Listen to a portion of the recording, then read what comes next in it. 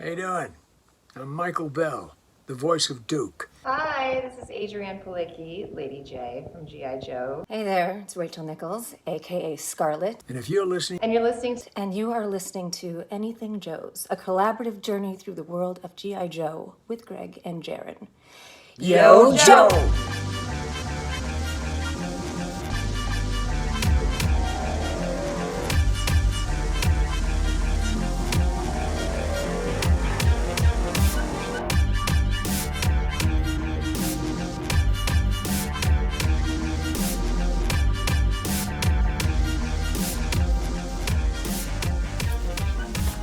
Hello, everyone, and welcome back to Anything Joe's, a collaborative journey through the world of G.I. Joe. My name is Greg Engel, And I'm Jaren Decker. and we'll be your host today. Today on Anything Joe's, it's a new comic book day! So I thought, what better time than to take a look at Skybound's relaunch of the G.I. Joe book with issues 301 and 302. We didn't really get a chance to talk about 301 because it just kind of came out in a weird time in our schedule. It was one of those things where I was like, we'll get to it, and then we put it off a little too long. But now that 302 is here, I think it's a perfect time. And I got a lot to talk about, too, because I haven't really had a chance to dive into it with anybody. So let's do that. Let's get started right away. Let's open up 301 and see what it looks like. As we're starting, it is very difficult because we don't want to talk too much about it because we want to save it for this kind of content. But then, for me, when I read this and I'm like, Greg.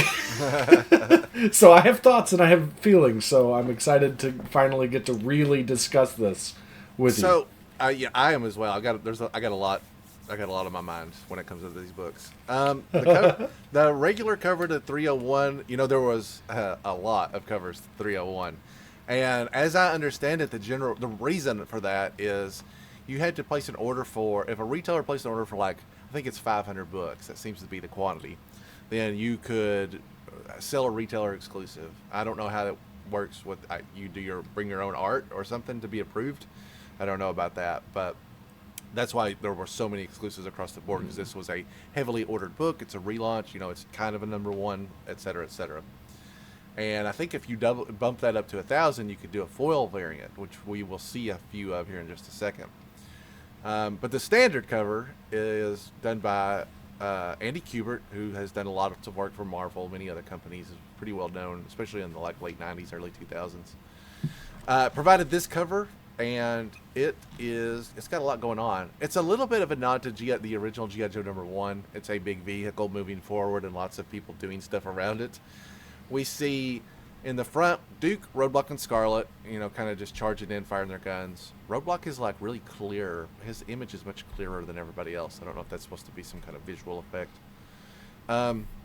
They're using the Wolverine, which leads me to believe that is CoverGirl that's driving, even though she looks a little different than I normally picture her. We see Storm Shadow and maybe Snake Eyes, maybe Throwdown. You don't really... how would I know, basically?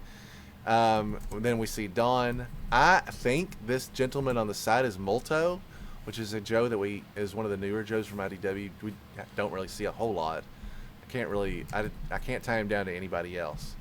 Up above this, we have Stalker on the Ram Cycle, looking real cool. And on the other side, we have Jaren's favorite vehicle, the Vamp, with a tan grunt, or a tan clutch driving, and Sherlock shooting at some birds or something. Her aim is way up there. She looks like she's trying to shoot that little Skybound logo. Pretty busy cover, great pencils. I mean, Kubert is very, very talented, and he doesn't work on G.I. Joe stuff very often, so I'm excited to see it. The details on stuff I think the Wolverine looks great, for example. Jaren, we're not going to dive into every cover because there's so many of them, but this is the main cover. Do you have any thoughts on it? I mean, I think it looks really cool. I think there's also that bit of the homage to issue 1 with having that big vehicle, whole team kind of pushing forward. They did that, and then they had the reprint of 1, and then they had the secondary cover for 1 with the Cobra side. So I kind of think it all kind of fit together. It is very busy, and I don't know. I mean, I couldn't tell you who 3 of the characters were off the rip of the people in the foreground, not counting the couple people in the background. But I mean, the art on everything I've seen on this so far has been phenomenal. Yeah, let's take a look at all of the other variant covers in one fell swoop so we can just kind of get them out of the way. Starting in the upper left-hand corner, we have our regular cover, which we just talked about with Andy Kubert. There's a variant cover to that, which is just his line work, which looks very good.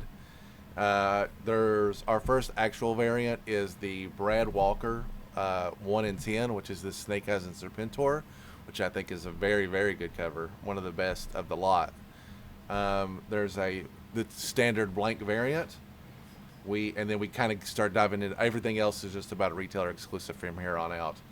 This Snake Eyes and Timber cover is done by Ethan Young, and there's a regular cover and a virgin variant for that. This Baroness cover is a Mike Mayhew variant, which also has a virgin variant. There's a Max Dunbar, which is the Scarlet in the Cobra Throne cover, and that's just that single book by itself. We have Destro and the Iron Grenadiers, which is done by Pat O'Leaf. I hope that's right. If not, sorry. And that has a virgin variant. That's a holographic variant, actually. I don't know what you have to do to get that, but there are at least two foil variants, and this is one of them. That's the Clayton Crane variant in the lower left-hand corner, which is nice, but I don't like Clayton Crane. That sounds personal. It is personal. I do not like Clayton Crane. I had a bad experience with him. Rick Leonardi variant, which is where Wild Bill's in the little tiny locust-looking chopper, and it's got 100 people hanging off of it. Those guys would be ripped apart, or even the other chopper would chop them up. That's actually why I didn't buy it, because I was like, this is extremely unrealistic. Good cover otherwise. I love that cover. There's Ethan Young's Scarlet variant, and that also has a holographic foil. There's the minimalistic Storm Shadow profile shot, which is done by Scott Godlewski. And the one that's missing here, because it had not been released at the time that the gentleman that was putting this together, is the Classified Baroness with Cycle, which is done by Anand Ramcharan. And that says limited to 301, but I doubt that. I think they had to order 500. I had read online from somebody that was in the biz that anytime it says something like limited to 300, that's a lie. It means they kept 200 copies back, probably the best looking copies, to send them off for CGC certification or something like that. So don't be fooled into thinking that it's an exceptionally low print run. They're just not making the full run available, which is wild. Oh, did I mention that CoverGirl cover? I should, because it's the one cover that I bought that isn't here yet, still, on the day of 302. Yes, the CoverGirl variant is done by French Caromagno, and there's also a second printing cover, which isn't represented here because I haven't seen it yet. Of these covers, I did buy the two regular covers. Jaren, you found the 1 in 10, right? For me? Yes, I've got it. Which one's that one? I don't remember. It has Snake Eyes on it. One of the two Snake and Eyes covers. Serpentor Con on the back. Yeah, so I got that one Pretty next cool. to Jaren. I'm pretty sure I got the blank variant. I did order and pay for the CoverGirl. I have no idea where it's at. I don't think I'm the only one. There seems to be a lot of people that have not got that copy in yet, which is pretty frustrating. So it looks like the second print. Sorry, I don't want to interrupt you. My bad. It has Scarlet, CoverGirl, and Dawn. Yes. And they're like. Does it have a release? In the says today. Okay, so the second printing also released today. I'll have to try to track that down, because actually, of all the covers, it's one of the better ones. So I got the 3 basic covers and the 1 in 10. I ordered the CoverGirl and it's not here. I also picked up the Storm Shadow Minimalist cover. And I bought the Baroness on the Classified Cycle cover because I'd never seen a Classified version done in the comics before. And I picked up this Scarlet and the Scarlet holographic foil because I thought it was a great cover. The other covers are good. Some of them are great. But I could not get them all. There's no way. I shouldn't have even financially committed to this much. But some of them were coming out at a time where I had a little more money than I knew what to do with, which is always dangerous for me. So, I mean, dude, these books were like, I mean, you might get the set of the regular and the holographic, and it'd be like $30. Then you got to pay for shipping. It was just too much. Or you'd be paying $15-20 for just one of these single books. I can't be doing that. That's just too much. I gotta be chill. So I bought some of them. I bought the ones that I thought looked really good, and the holographic foil was very appealing to me, especially because they did one with a cover that I actually liked. So I picked that up as well. 302, this is it. I'm out. No more variants. Unless they show up at my doorstep or are available in my local comic book store. I'm not going to keep doing this. There's already a bunch of Duke Cobra Commander variants that are coming out that look rad, so I gotta keep it restraint. I'll go back and get them later if I really, really need them. Okay, that's the cover. Now it's time to get into this bad boy. The creative team on this book is basically completely changed with the exception of Larry Hama. The new interior artist name is Chris Mooneyham. The colorist is Francesco Segala, and the letterer is Pat Brosseau. And then there's a huge list of all the people that worked on the covers. So first page of the book is basically like a recap. I have an issue with the way this book got laid out. When we read 300, it ended on a pretty big cliffhanger. We were in the middle of a story, and it just kind of was like, we'll see you later. We'll fix it then.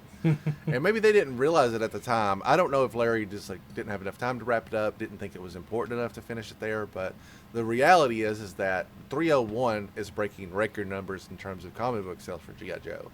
I know that is a bit of a buzz that will die down, more and more. People buy number ones because they're number ones. It's just a fact. Or if there's a hype train, people jump on it because they think it'll make the book worth more down the run.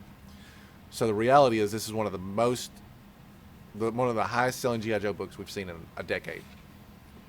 And it's not very accessible to new readers. Even as we go through this recap stuff, there's a lot has changed. If you, for example, didn't read any of the IDW run, you'd be lost, quite frankly. And that's a real bummer to me. I don't feel like if a casual fan picked this book up and read it, they'd be like, I need to know more. It'd be like me picking up an X-Men book, having not read it in 15 years. I'd be like, who are these mutants? Where are they? What's going on? Why does Professor X have a huge helmet on? Like, it's the same gist. It's just a little too much to wrap your head around it. People that have been reading it nonstop still are like, who is this guy? What's going on? Which you'll see as I try to recap it here in a minute. So the recap that they've given is very brief. Faced with the rise of global terrorism, the Pentagon created an ultra hush-hush combined services task force, codenamed G.I. Joe. We see the Joes, kind of doing their G.I. Joe #1 cover, basically, firing in the air to make themselves look cool.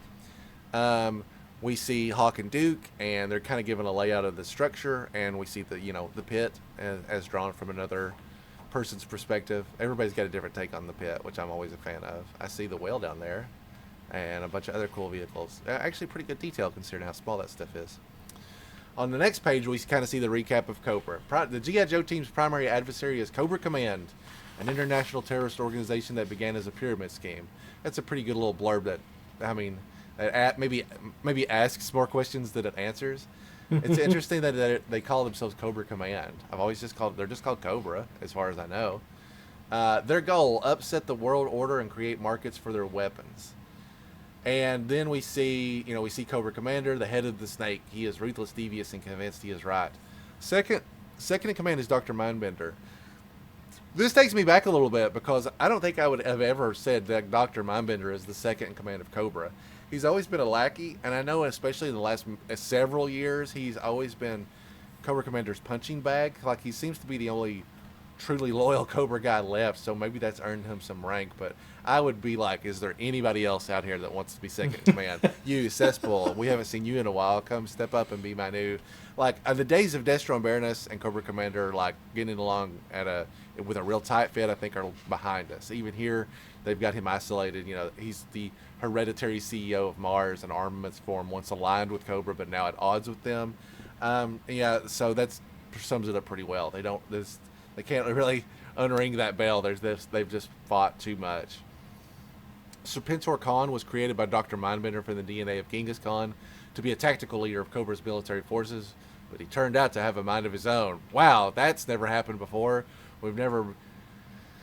we've never boned ourselves with our advanced technology.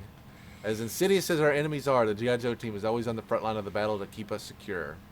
So that's your 2-page recap. I guess if you've never read a G.I. Joe issue, this might get you started, but I cannot imagine not having some background information at this point. So, Jaren, before we get started, this might be the most challenging thing of all, but we have got to try to recap what was going on up to 300. We did an entire episode dedicated to the final book of this, and we covered it quite extensively, and I am still struggling to be able to recap exactly what's going on leading up to this point. But I'm going to give it a shot, and I am looking to you to fill in the details that I get wrong or miss completely. Cobra Island has opened up a new casino, and it's being run by very, very advanced Cobra bats, which are using technology from an organization called Revenge, which I often refer to as Blue Cyborg Ninjas, because they are AI that has gained autonomy, and I don't know what their plan is. They just are very disruptive. They're trying to take control or gain power or something. But they're very annoying robots that do very annoying things. And all these, they look like regular blackjack dealers, but they are very, very, very advanced robots. Sometimes in the book, they're impossible to defeat, it seems like. And then other times in the book, you just gotta get lucky and they'll fall apart. I mean, it really does. I can think of instances where they were like trying to hit them with like tactical nukes, and then I've seen like Dawn and Bomb Strike take one down by themselves or something. Like it's wild. Anyway, I don't remember why the casino is existing. Maybe it simply is just to make money, which I would not rule out as a plot of Cobra. It's just a good way to get income. So I think that's why the Joes are dispatched. They're on a investigation mission. They want to figure out why it's there, what there's going on behind the scenes, something along those lines. I can't think of any other reason why they would be there. Simultaneously, at this time, it is revealed that underneath this place, there's a lot of like Dr. Mindbender shenanigans going on. He's been working on a bunch of mad science. One of those things is they are looking to bring back Serpentor, this time with the legitimate DNA of Genghis Khan. Instead of drawing on the DNA of multiple personalities, they were focusing in specifically on the one true Genghis Khan DNA. And it works, and it even gives Serpentor a sweet beard and long hair. The one only true distinguishing characteristic from regular Serpentor is that now he's got sweet facial hair. The Genghis Khan persona is supposed to be dominant in this Serpentor, but again, it doesn't really feel that much differently than just regular Serpentor. He, big surprise, can't be controlled because he's based off the DNA of a military leader. He starts to kind of take control of his own, the forces himself.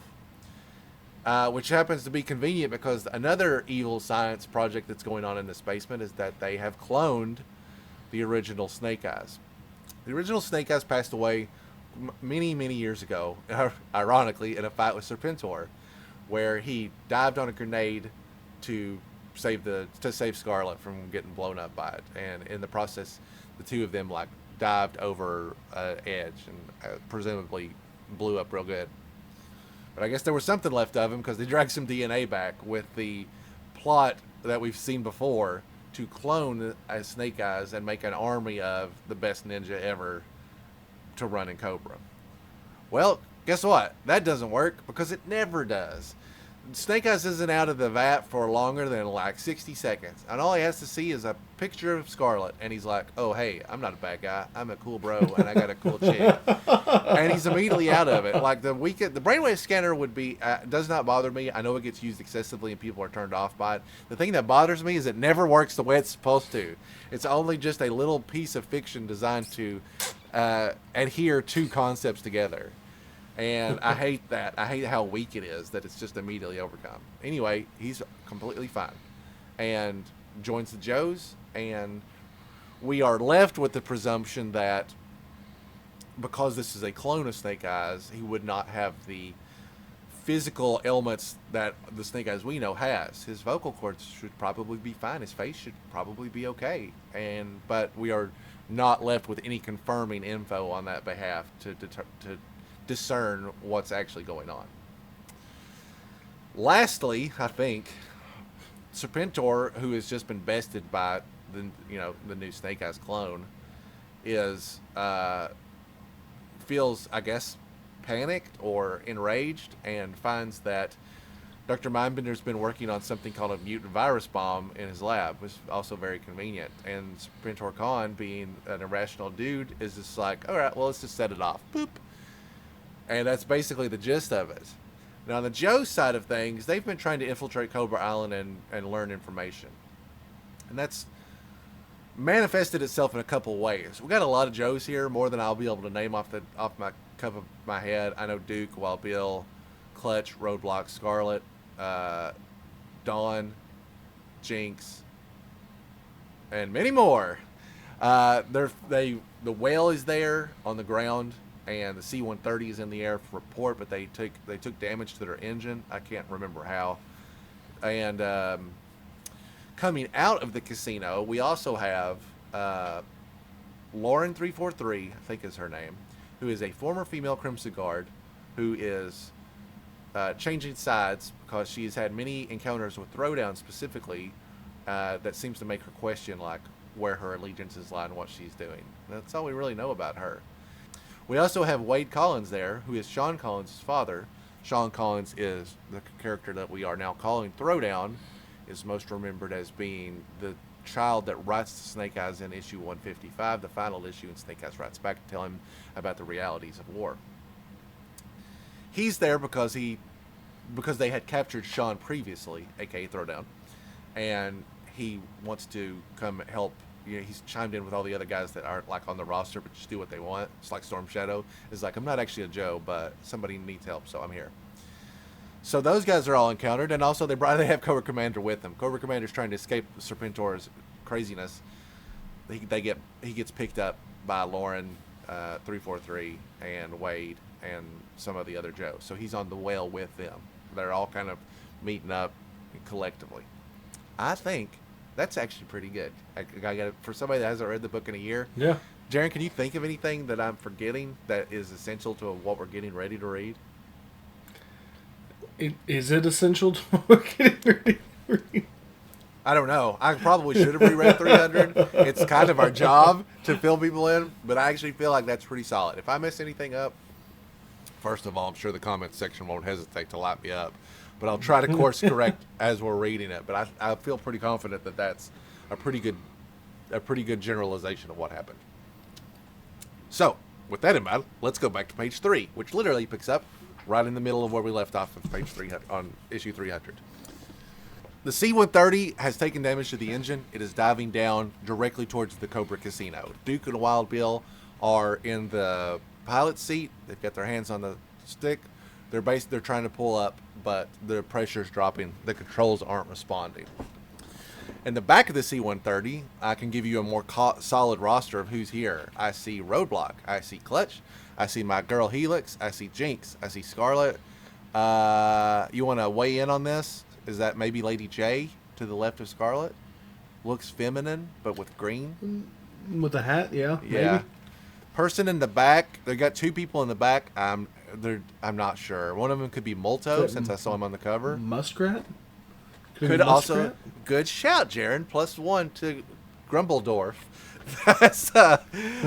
That's your Harry Potter house, right? Grumbledorf? Sure, I don't know. That could definitely be Muskrat. Good shout. His green is a little different, but I'm totally willing to believe that it could be a coloring issue. I mean, it could just be a green shirt, but Muskrat totally makes sense. On the other side of the corner, don't think I didn't see you, that's Long Range, the driver of the Thunderclap. His helmet is unmistakable anywhere, and I'm surprised to see him on here.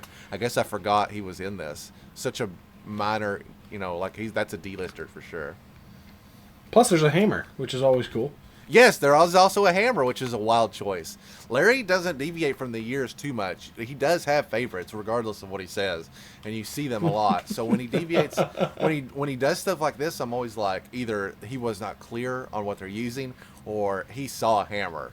There's no way in my mind I'm believing that Larry's writing this going, this would be a good place for the 1994 Eco Lab. But, like, I know he doesn't know the line that well. And I wouldn't expect him to. I'm not giving him a hard time. I can all I do is read Larry Hama writing. I can analyze him a little bit.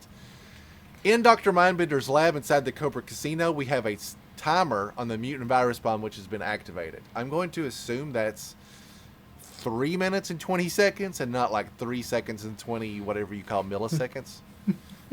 3 hours and 20 minutes. Right, We're gonna do it. We gotta get out of here, Sloth Viper. So I'm assuming based on the amount of dialogue on these pages, we're looking at 3 minutes and 20 seconds. Serpentor and Mindbender are talking. Mindbender is basically being like, hey, you activated the countdown trigger on the mutant virus bomb. This will turn everybody, including us, into cannibalistic monsters. Serpentor Khan is not dissuaded by this at all. I prefer this doom to capture and humiliation. Aren't you gratified to see your creation fulfill its intended purpose, Dr. Mindbender? Great line of dialogue. So we got basically we're watching a timer. We're watching a timer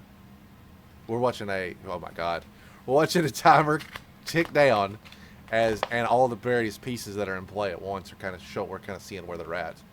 At the back door to Mindbender's lab, we have the well, which is equipped with Scarlet. I'm gonna say that's Throwdown. I don't know where New Snake Eyes is. Storm Shadow, Stalker. There's Wade with the bandages on. I see Shipwreck. I see Dawn using a gun, which is interesting. That's Lauren 343 in the Crimson Guard outfit, and there's Cutter. Only guy I can't name is this dude beside Shipwreck. Just a little too vague for me. Yeah. Also, shout out to Polly, who's up there, and Cobra Commander, who I mentioned they took prisoner.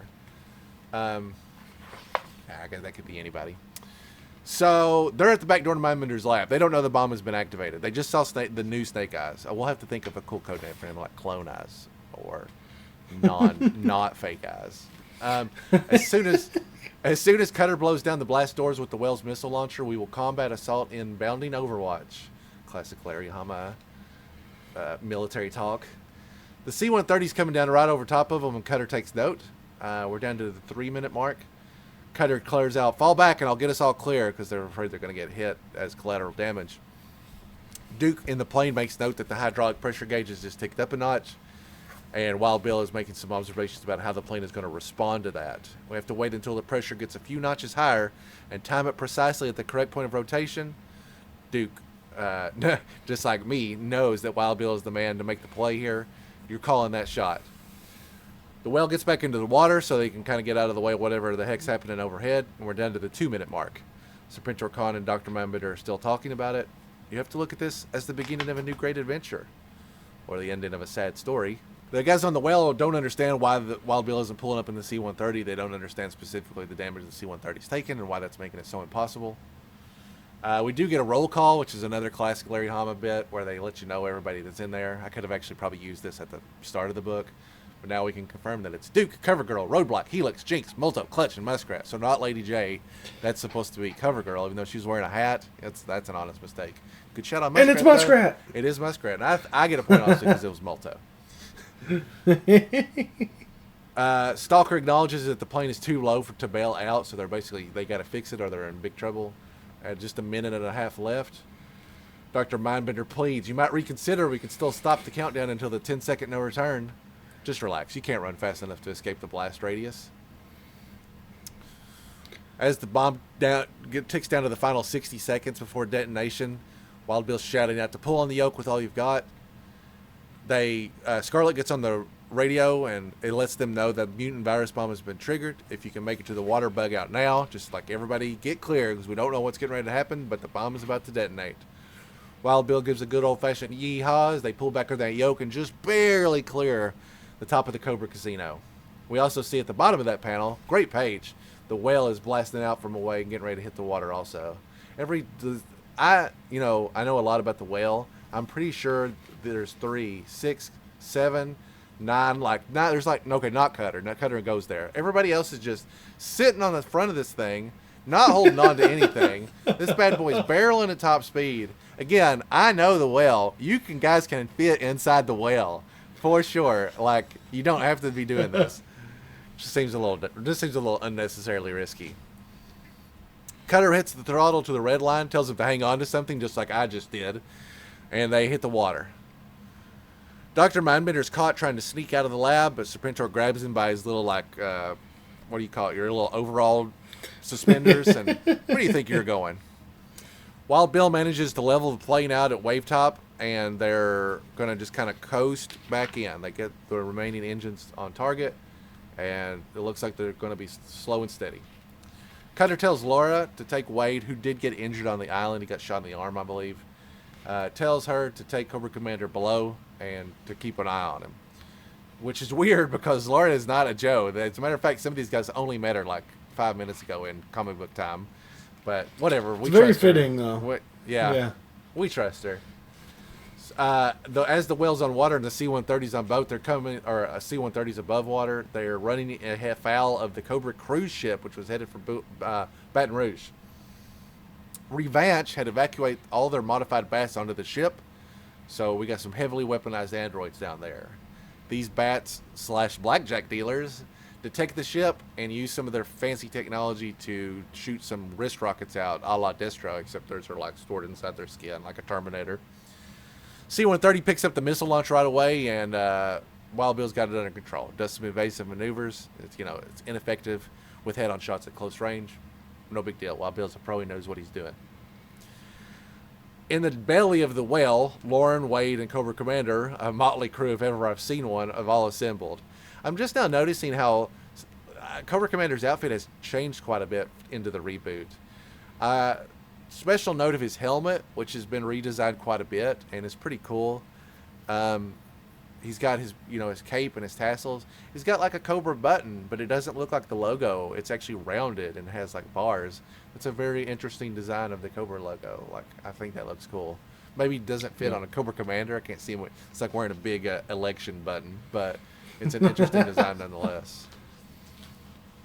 Cobra Commander questions why they're heading away from the island at full throttle. You got to remember he has no idea what's going on in there. He does not know that the bomb is getting ready to be activated, and he's not privy to inside G.I. Joe chat, so he's literally the most clueless man in the book right now. Wade says, "You don't deserve any answers, you two-bit grifter." And the Cobra Commander shoots back, "Moral superiority from two traitorous CGs," which is short for Crimson Guard. They applaud Wild Bill for escaping the explosives, and the whatever you want to call the Revanche Bats report in to Alpha 001 that they've intercepted Televiper radio traffic that indicates an experimental biological weapon is about to detonate on Cobra Island. Alpha 001 is kind of like the main computer, like the lawnmower man of this whole organization. He calls the shots and makes all the plays, whatever you want to call it. Alpha 001, which is based in New Jersey, the only place where non-humans could live and be happy, says that we've confirmed that intel through other sources. Proceed to Baton Rouge and disembark. This new development can play into our hands from the future. So that's basically the extent of the Revanche organization in this book, is that they're still in the mix somehow. Yippee!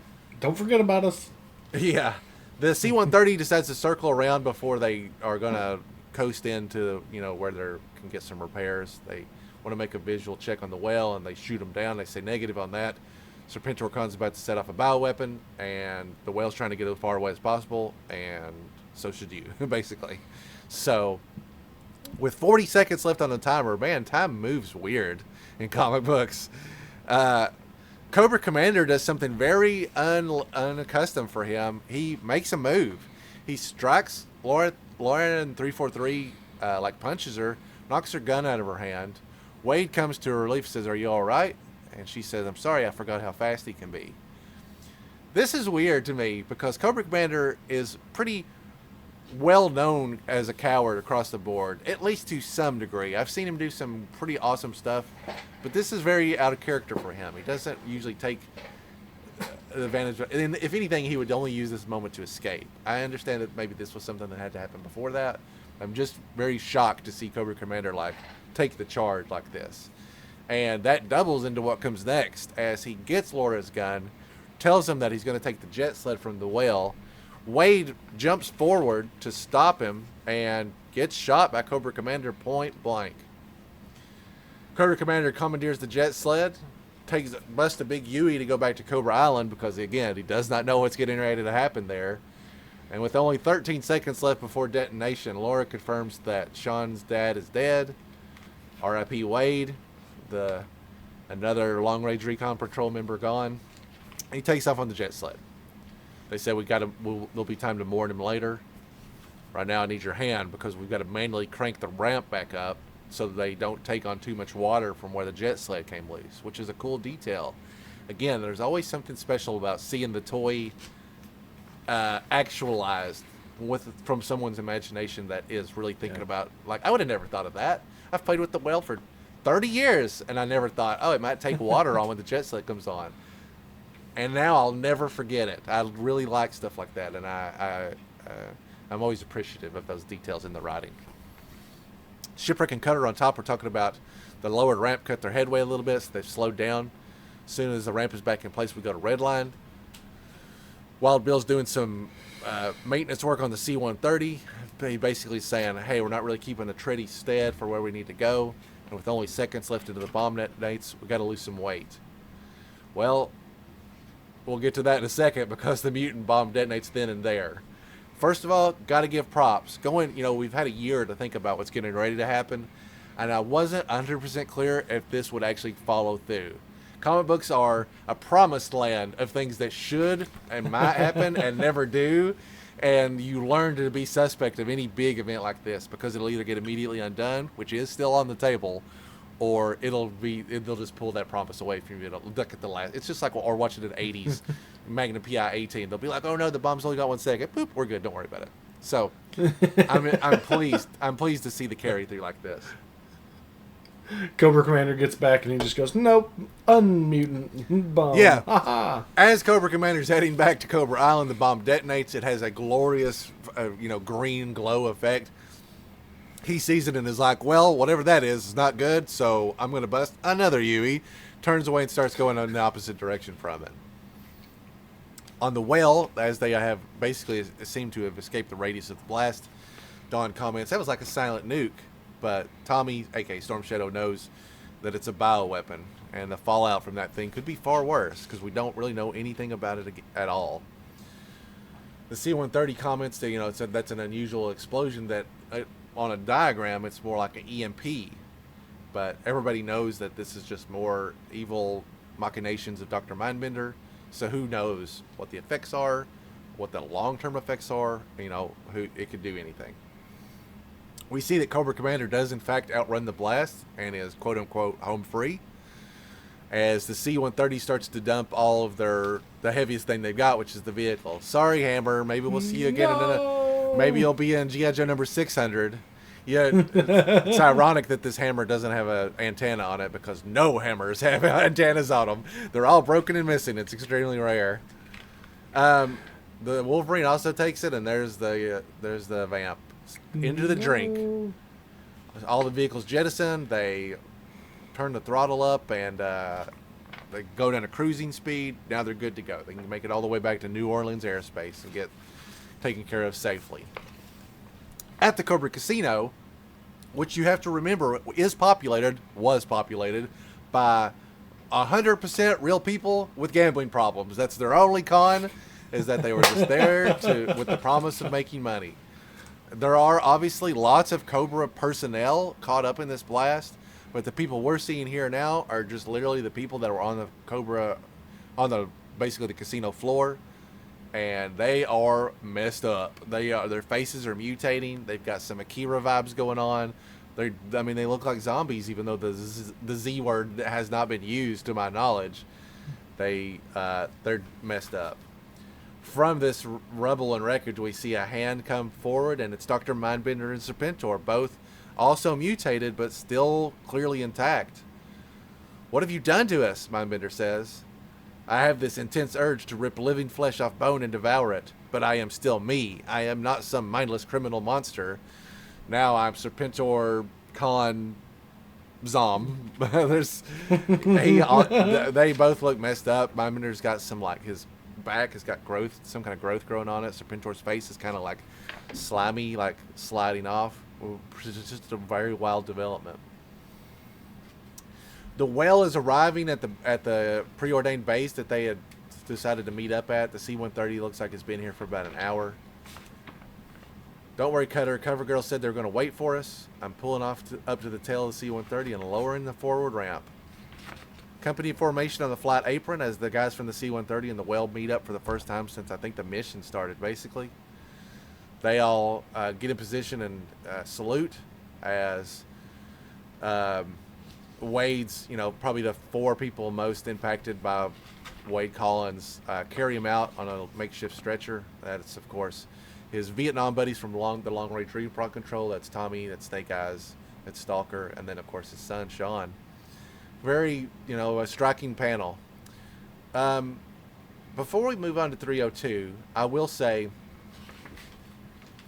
the death of a character is, unfortunately, a great way to get people invested. So there's always a lot of fallout from it. But the death of Wade, which first of all I feel like is kind of telegraphed, I also think is kind of not weak storytelling, but it's not very impactful. I don't have a strong attachment to Wade, who's never been a Joe, who has never had a strong link other than stories that specifically pertain to the LRRP in time in Vietnam. So his death doesn't really have an impact on me. And is partnered with the fact that Larry kind of has like a habit of specifically only killing off characters that he creates.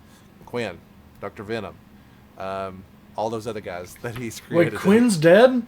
Yeah, sorry, Jaren. It's been a year. We haven't done a vintage comic in a while. Well, yes, there's a trend of people getting killed in the book that Larry created, at least within a short time range.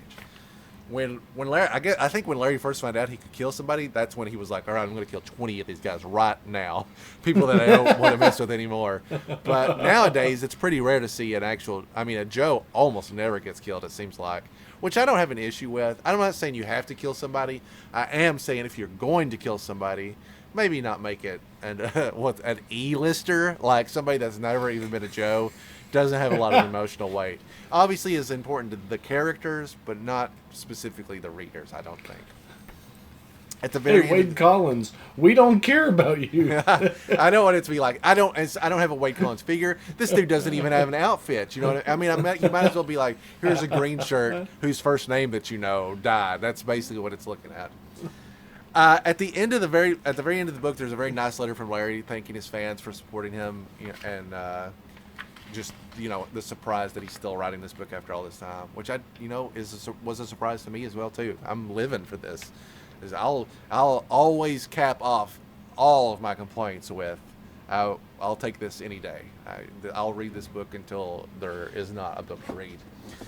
After Larry's letter, we get a short little roster basically that shows, which has Lady J on it, by the way. So I'm wondering why she's here if she's not in the book. That has to be a mistake.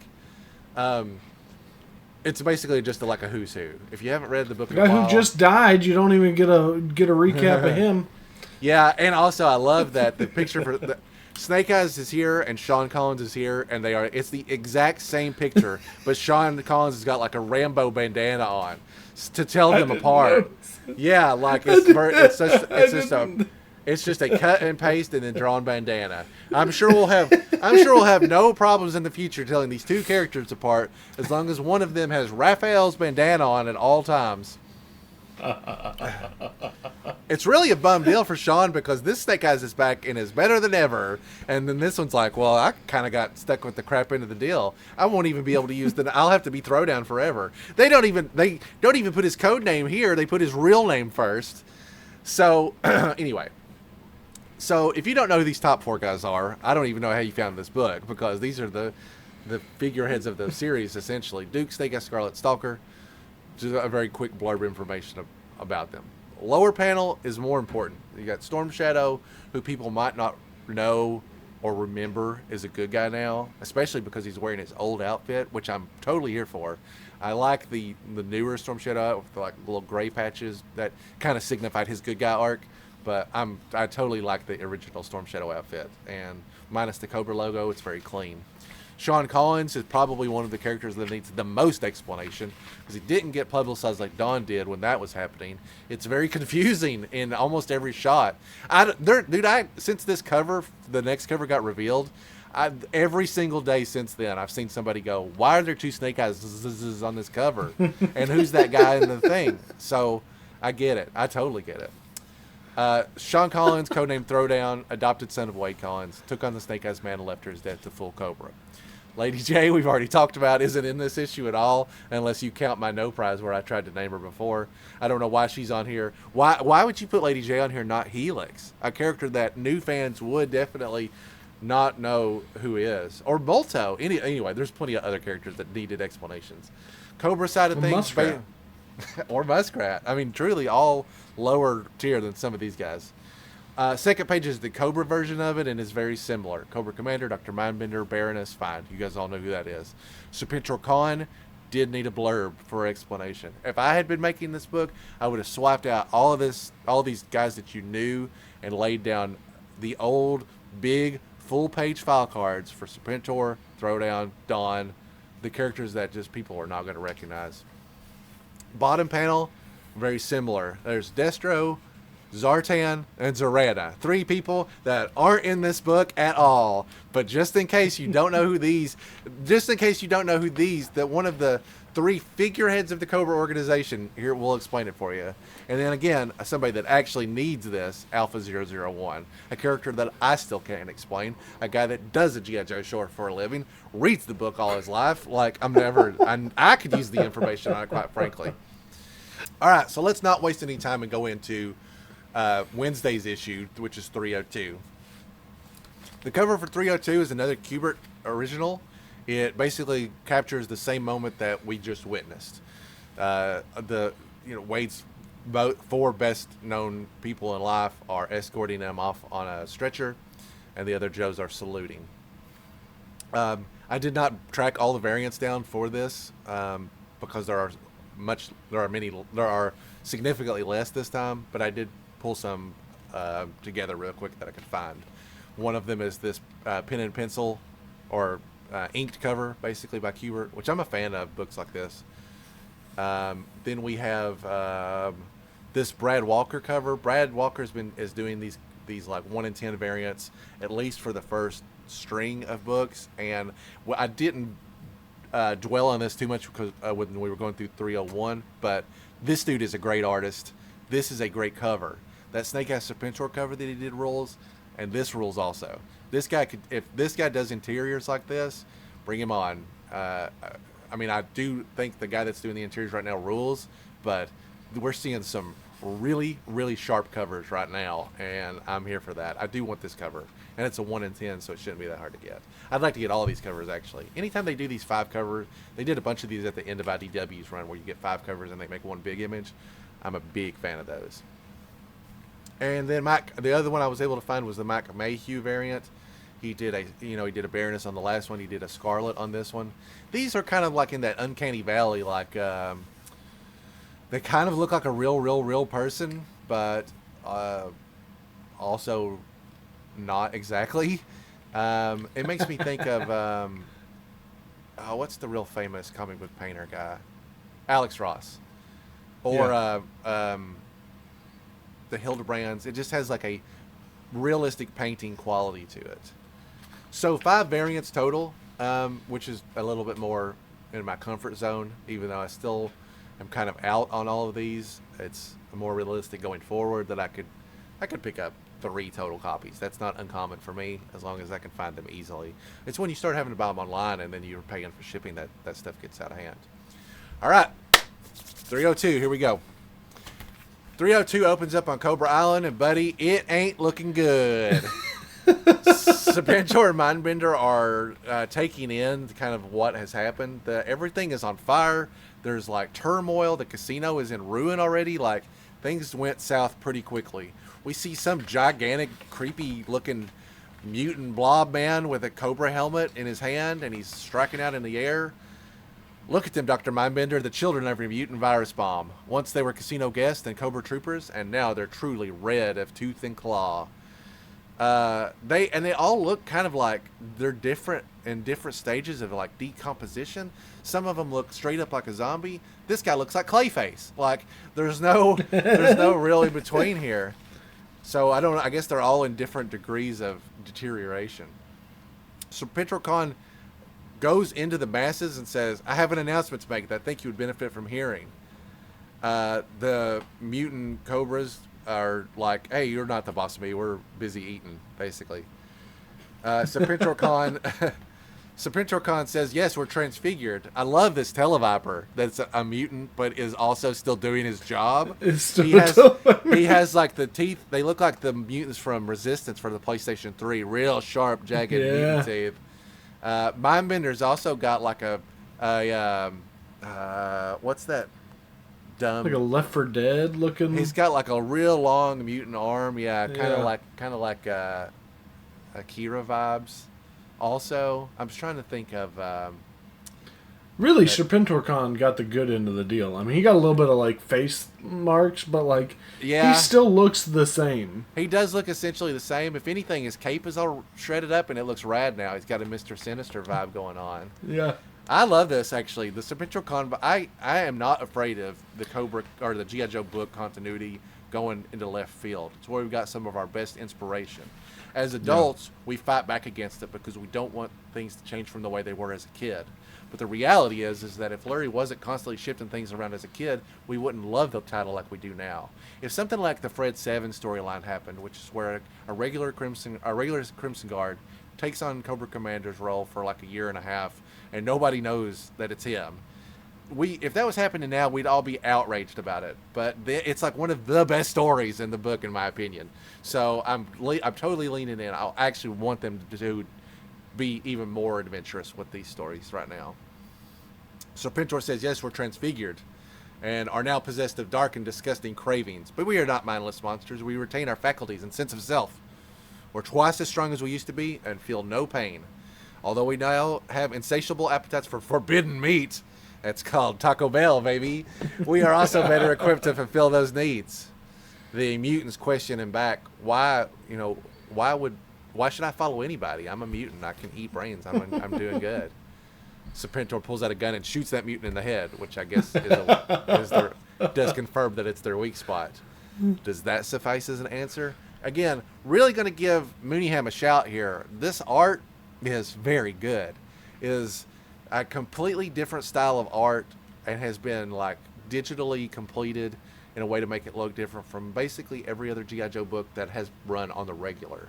And I have nothing against the old art team at all. In general, I'm very forgiving when it comes to art. I'm here for the story, quite frankly. But stuff like this always catches my attention. I like it when they try something different. It's a revitalization phase. It's working out well. I mean, if I had to put too fine a point on it, right now, there's more money being thrown at this project than IDW probably ever did. And as a result, surprise, better quality comics that people are excited about. Who knew? Yeah. I love the way that Serpentor's hood, how wide it is. I think it just makes a very ominous figure. And then having those two snakes that kind of stick up, it's just such a cool look. It 100% slaps. Look at his expression in his first panel. Look at his expression right beneath it where he's got that like grin. This dude is nailing facial work. Like I'm feeling that like emoting. I love it. Yeah.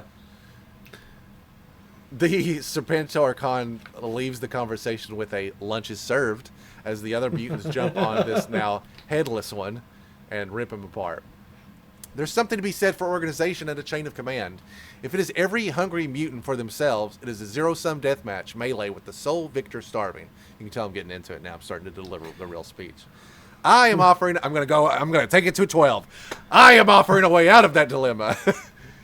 One of the mutants says, "I have a question. If you haven't noticed, we're stuck here on the island. There's no other source of human protein here other than ourselves. That's precisely why we're going to take over the entire Cobra operation and move to Springfield."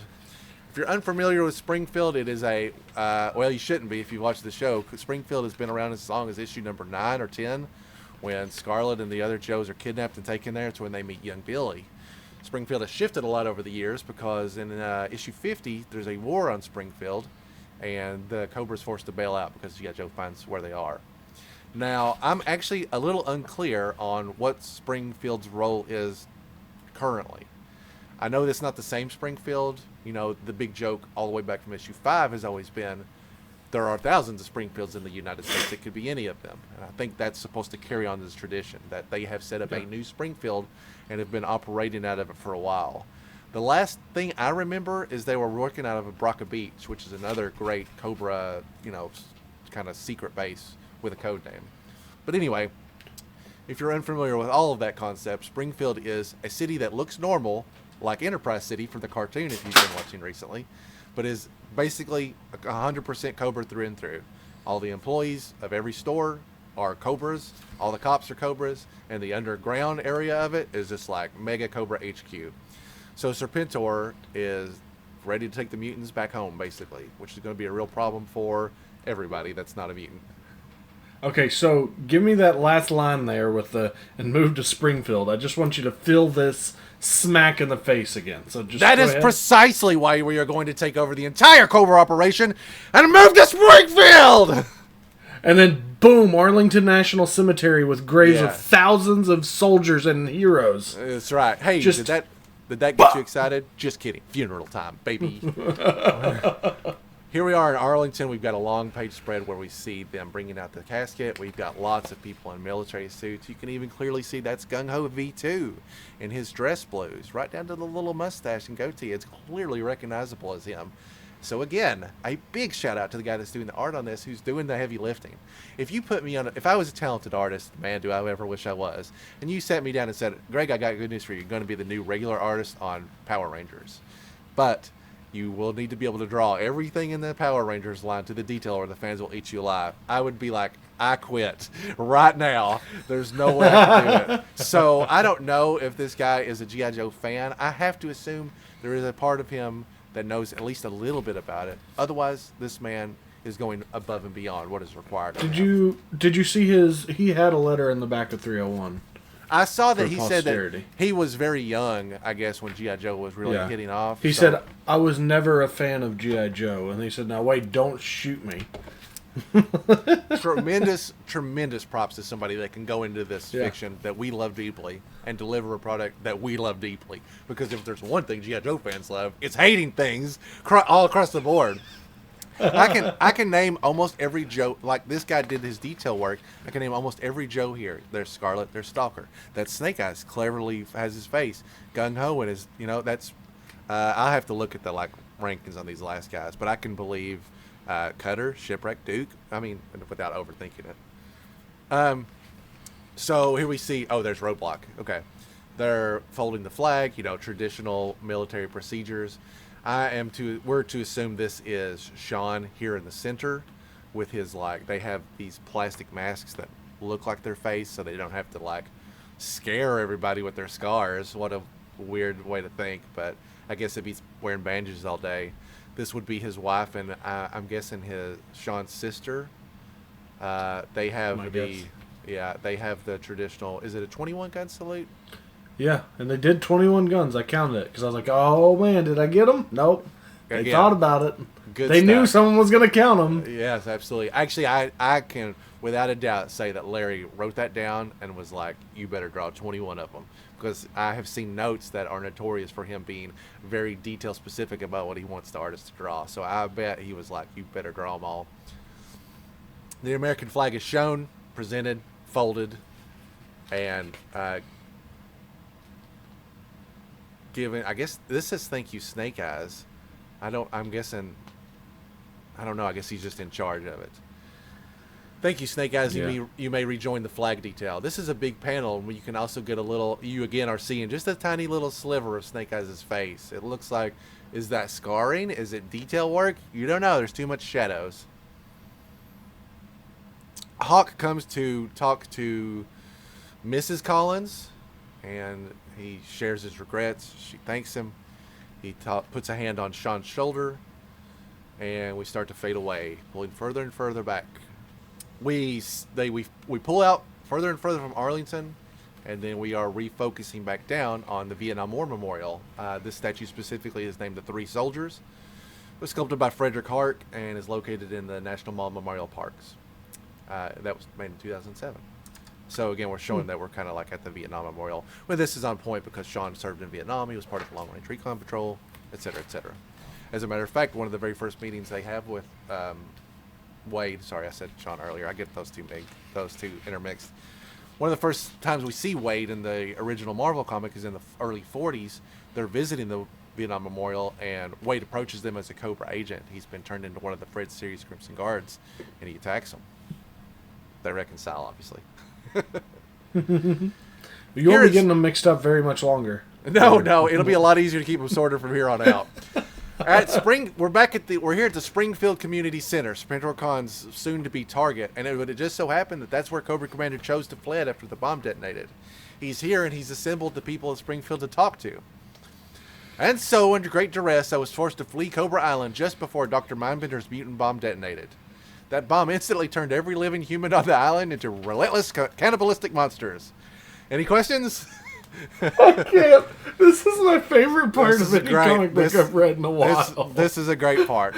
The people that he's talking to in the community center are just like regular people. They're just not in their outfits. They're just people that live in the Springfield community as the posers. And naturally, these people have a lot of questions. Everybody on the island.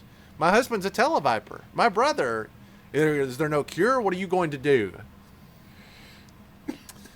Some specific people that might be of note is Dawn's parents are asking, any news of our daughter, Dawn, because they don't know that Dawn is a G.I. Joe agent. They don't know what happened to her at all, which is a real huge bummer when you think about it. And Dawn, if you've forgotten the origin of Dawn, when Dawn was originally presented, she was just a kid that lived in the community on Cobra Island. We don't know if her parents were good to her, or she didn't even seem like she really disliked it that much, if I'm remembering correctly. But I definitely remember her playing soccer or something once, and it showed her, we got some establishing stuff before she got zapped into another Snake Eyes that we need. Some other people that are given kind of personal touches. My husband, Dave, Fred 307, my father, Joseph Frey, which is a very specific name. So I don't know if any of these people are people that we are supposed to know that were on that island, but they do not ring a bell to me. If you know what any of these people are or how they connect to real people in the G.I. Joe comic book world, I'd love to know. But it could just be more detailing saying, hey, these people have loved ones that are definitely now mutants, by the way, that are coming here to eat us. So they're putting the pressure on Cobra Commander, who's already kind of got a bad look going for him. Cobra Commander's helmet has changed. It does not look like the helmet that I was just commenting on. It looks more like his traditional look. Is really almost like caricatured. The helmet does not normally come down so low, and that little strip in the center where his bombs are is usually very rectangular, very small.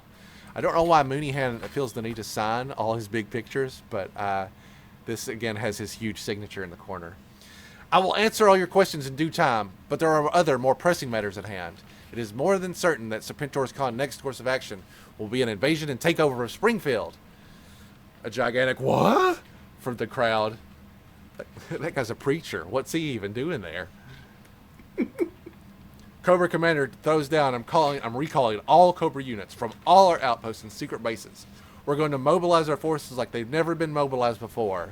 Here's another great look at the Aspid, or whatever you want to call the non-actualized G.I. Joe helicopter that we all love and will never get. I really like the design of it. HasLab, baby, let's do it. Yeah, sure. So they're bringing everybody back. Whatever Cobra's doing outside is a lot as important as defending Springfield right now. And so we see all of that. They're arming it down to the gills. Looks like it's going to be a showdown in Springfield. We will fortify and entrench and make Serpentor Khan pay dearly for every inch. I guess that's supposed to say of Springfield. You guys missed 2 words. Rough start canceling the subscription. Back in Revenge headquarters, Alpha 1001 is getting a report from the Bats that were involved in the little cruise ship fight. They tell them that they escaped. Real quick. Yeah. Real quick. I'm proud of myself for remembering Arbco. It's on the side of the bus. Yes, it makes me happy that little detail is on there. It's all those little things that they care about that they put in here. It's pretty cool. I do love the good old ARPCO. I also love it every time G.I. Joe sees it and they go, I wonder what that is. Like, they haven't faced that. They haven't seen that. They can't solve a 5-letter combo. There's no correlation either. Like, every time we see Arco, there's Joe's. Or there's Cobra. There's definitely no correlation there. The Revenge Bats report that they saw the explosion of the mutant virus bomb. No operational bats left behind. Blah, blah, blah, blah, blah. Alpha 001 is like, hey, we've got a video feed from the hidden cams that the modified bats put in the casino. Alpha 001 looks like a big robot slug. He's real weird looking. They've captured some video footage of the live feed of Serpentor Khan's riveting speech. And Alpha 001 says, oh, this is something we can exploit to the hilt. Yippee. In Utah, at the G.I. Joe base known as the Pit underneath Camp Greer, we've got some like casual conversation. This is Mongoose, one of the other newer Joes. Mongoose is talking to Stalker, asking how did Wade Collins rate an internment at Arlington along with the G.I. Joe Honor Guard? After all, he was a former Cobra Crimson Guard. Stalker explains that it was a long time ago in a jungle halfway around the world. I was leading the LRRP team, and it's our usual boys. We got Wade is in the front, who's somebody we obviously know very well by now. Snake Eyes is behind him. Ramon is another member of the LRRP, one of the few guys that's in the team that doesn't get brought back up or resurrected or whatever. Same thing with Dickie Saperstein. That fills out their overall ranks. And Tommy, of course, who's not seen here. They get into a gunfight, and Wade gets shot in the shoulder, and he goes down. They write him off as KIA, but he survived and sat out the war in a POW camp. This is information we didn't know about Wade. We only really we get quite a few pieces of their time in Vietnam, but sometimes we see some new stuff. When Wade returned to the world, where he was considered dangerous and unemployable, this is very real stuff. I mean, soldiers that came back from Vietnam with PTSD, couldn't find jobs. Vietnam was looked down on by the American public. It was a very complicated time. And so it actually makes a lot of sense that somebody that felt alienated by their own country would be enticed by the welcoming arms of Cobra. He became Fred, the Crimson Guardman. He was still our brother when he confronted me and Snake Eyes at the wall in D.C. That's what I was referencing earlier in the early 40s. When he gets into it with them. So we brought him home. Hawk pulled strings, set him up, set him and his adopted family up with new identities. And then one day, his son Sean wrote a letter to Snake Eyes. Again, this is referencing 155. And it all came full circle. Back in the command center, I like the way they've got this command center set up. That's the biggest TV. I would put that in my. I would live in that TV. They've got like a circle, like a monitoring center where they can all kind of sit around in a circle and work. I like that a lot. I've assembled satellite imagery of Springfield along with some random CCTV footage hacked from their surveillance systems. That looks like full-scale mobilization mainframe. They're calling in all their outposts as well, Roadblock. You got anything on Cobra Island? Not directly, but I hacked Revenge and found this. So, Revenge hacked the Televiper. They got the footage. And then the Joes hacked the most advanced cybernetic robots you've ever seen. Also have a backdoor that they can exploit so they can watch the footage. At this point, it might as well be on the public broadcasting system. So they also found the footage, so now they also know what's going on. They know they're going to Springfield. They know that Cobra is pulling troops out to reinforce, and they also have the advantage of knowing that the Revenge Blue Cyborg Ninjas are also privy to that knowledge. Roadblock says we should just sit back and watch them decimate each other.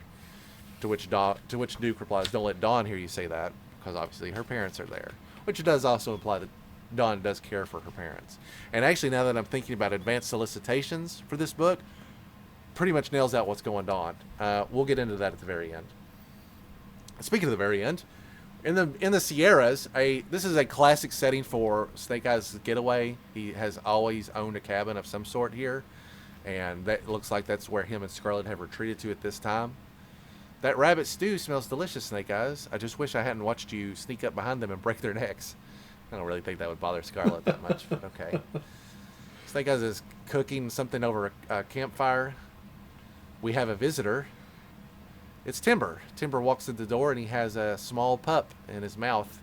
It's one of Timber's progeny, bearing a gift. He leaves the baby pup at Snake Eyes' feet and runs off. or maintaining a pact created years ago. Take him, Snake Eyes. And so Snake Eyes once again has a new timber to call his own, even though this is a very small little pup.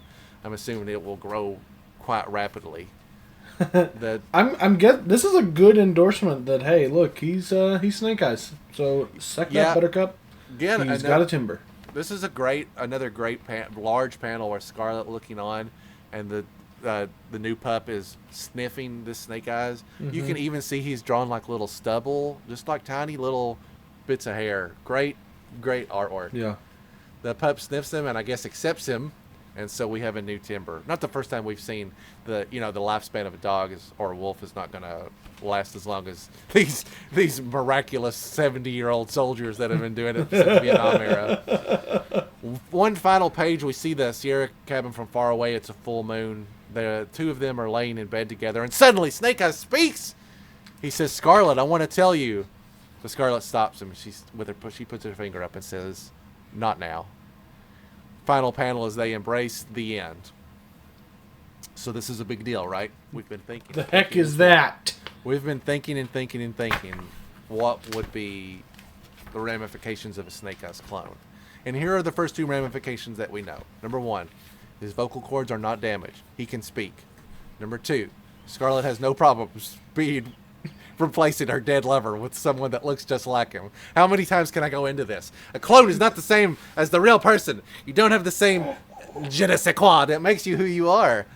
But I guess that doesn't bother Scarlet. That's fine. That's why she's telling him not to talk. She's like, no. There was a real weird window where people thought she was attracted to Throwdown, and everybody was like, "This is suspiciously awkward on all levels." And I don't feel any differently about this. I still think this is very weird.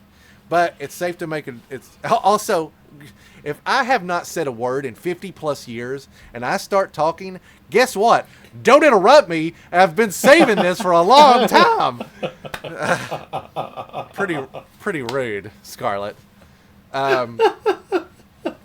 So yeah, it's safe to draw the conclusion that if he can speak, his face is also healed. I'm very interested in how that's going to unpack itself over the next several issues. As we wrap up, because I know we're running long, I want to look real quick at the solicitations for 303 and 304. The solicitation for 303 is very brief. It says, the Joes send a covert team to learn the truth about Springfield, but Serpentor Khan has a deadly surprise in store for them. So that suggests that either everybody's already going to be at Springfield in the next episode or in the next issue, or Serpentor is going to interrupt them on the way there.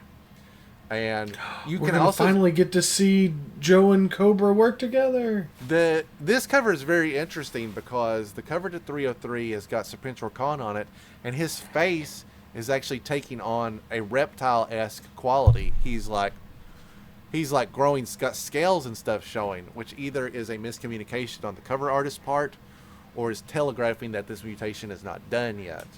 The third option is that the interior artist didn't get it right and it should have been flipped around.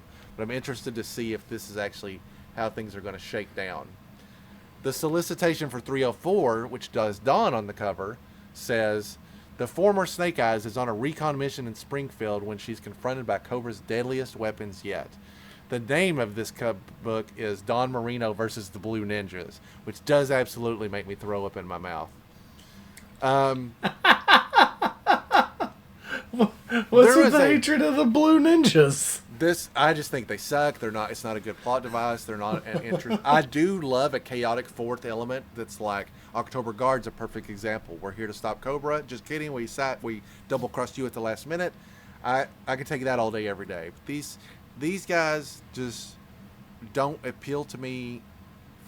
I don't know. There's too much. There's too ambiguous. And also, their power levels are off the charts. Their power levels are literally it's like Superman problematic. When we first saw them, they were almost indestructible. One single robot would take the whole team to come up against them and fight. And that's like Superman in when he's fighting Doomsday. It was like there's nothing that can stop him except for these very minuscule weaknesses that we don't have on hand. Then you go and watch like Superman in the Justice League cartoon, and it's like they're like, we have to lower his power levels because why would the Justice League even exist otherwise? He can take care of it all single-handedly. Or they'd be like, oh, we're all going to fight the Riddler. And it'd be like, okay, well, maybe Superman could just hang back and you guys can handle this one. Because he could launch him, he can knock him out from orbit. So they made him real weak for the Justice League cartoon. He gets hit, he takes damage. It's the same gist here. By the end of the IDW run, the revanched robots could be taken down much, much easier. Their power levels were just not balanced right at all. So I'm not a big fan of that. I don't know. I just don't enjoy them as a faction. If you like them, that's totally cool. I could do without them. I was actually hoping they would get dropped for this and we would not see them. But that's obviously not the case. As a matter of fact, an earlier blurb for 303 and 304 said that Serpentor was going to find a mysterious new ally. And my initial thought was, oh, it would be somebody cool like Cesspool, who has first-hand knowledge dealing with mutations and stuff like this. Could have been directly involved in the mutant virus bomb. But now it's clearly telegraphed that Serpentor is going to team up with the Alpha 001 and the Blue Ninjas. Dawn is going to be part of an infiltration team that goes into Springfield, at the very least to gather intel, but probably to save her parents. And at some point in that confrontation, she's going to have to team up, or they're going to have to fight the Blue Ninjas on behalf of Serpentor, maybe as a first offense, or first barrier. Or maybe they both go in undercover and they discover one another before Cobra knows either one of them is there. But I feel like that's a pretty telegraphed route to where the book is going in the next 2 issues. Okay, so that's a lot to take in. Jaren, I'd love to hear your just brief summary on what you think about the vision of the book right now, what you hope for going forward, what you hope they get rid of. So going back to 300, and we had all that time to kind of speculate and think about where they were going. I didn't think we were going to go full on like zombie mode. So this is a little bit unexpected, but it's intriguing. I mean, it's something that for the limited amount I had read, I started reading around like 280, I think, and then reading up to 300, and then going back to when we were in the original Marvel issues. Like that's all the exposure I've had to the comic series. So this is drastically different than anything. Yeah. But it's cool because it is something new, and it's a new jumping on point. Like, you didn't need to jump on. I mean, you kind of it would have helped if you had been reading a little bit more so that you knew some of these characters.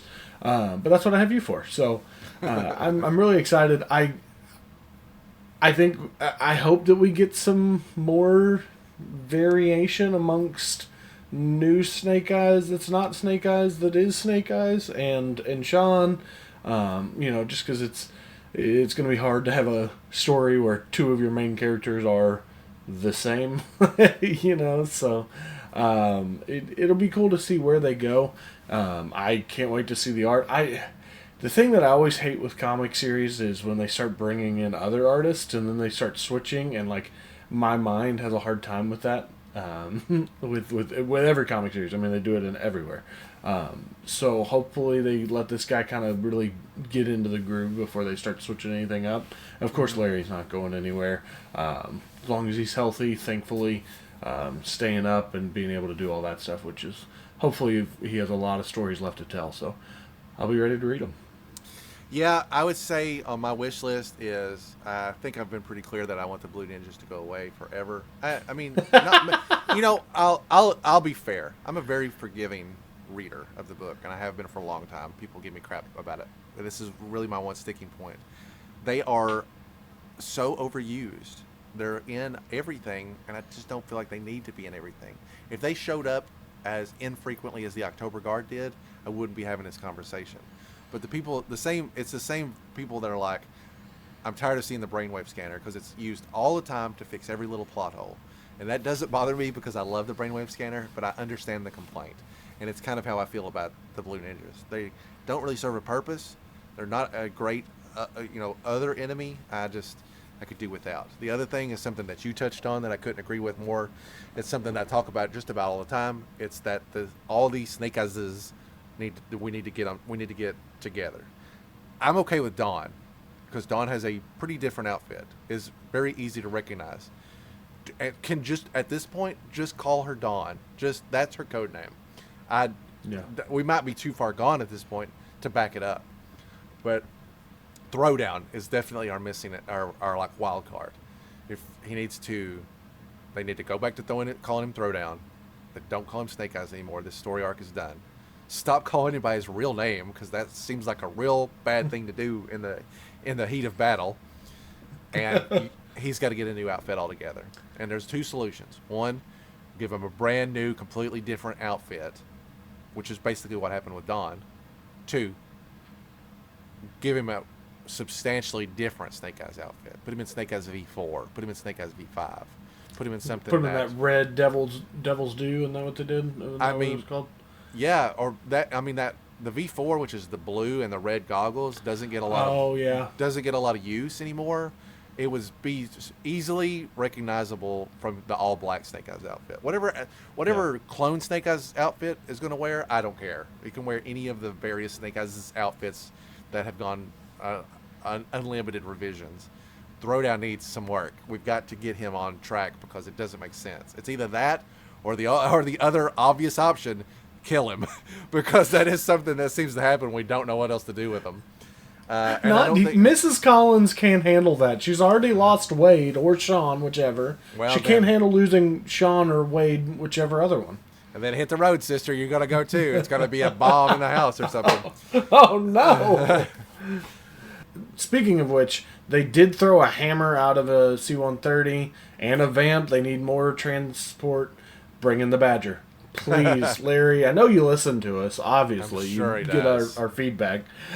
The Badger's needed. You can make it more dull green if you want to, but the Badger it needs to be there. Right into the Skybound letters column, which doesn't even have a name yet. It would just be like, I'll do it 100%. Give me that badge. I'm going to do it tonight. All right. I mean, there's there was a window where you could write. I felt like you could write into the book, and they would. If you wrote in, you would guarantee to get punished. Not punished. You would guarantee to get published. How dare you write in? They were getting so few letters. I got a letter in that way. Maybe two at some point. I got a letter right when Dawn was getting introduced. All right, that's going to do it for us today. Thanks so much for listening. If you'd like to reach out to us on social media, I would love to hear thoughts on 301, 302, where you think the reboot's going, how you think it's going so far, what's your do's and don'ts, what you want, what you don't want. Hit us up, share your opinion. You got Anything Joe's Pod, Anything Joe's Pod on Twitter and Instagram. You'll be talking to Jaren on the Instagram. You'll be talking to me on the Twitter. You can email us directly at anythingjoespodcast@gmail.com or anythingjoespod@gmail.com, and we would love to hear from you. We'll be back in 2 short weeks. We're going to do the best of the year. It's going to be the first episode of the new year, and we've got a laundry list of things from 2023 to reflect on, the highs, the lows, everything in between. And I'm looking forward to talking to it. I know Jaren has been working on his list, and I am a little behind, but I'm starting to spitball some ideas for mine. We'll just have to see where it goes. We look forward to talking to you then in just 2 short weeks, where anything's available for discussion here on Anything Joe's.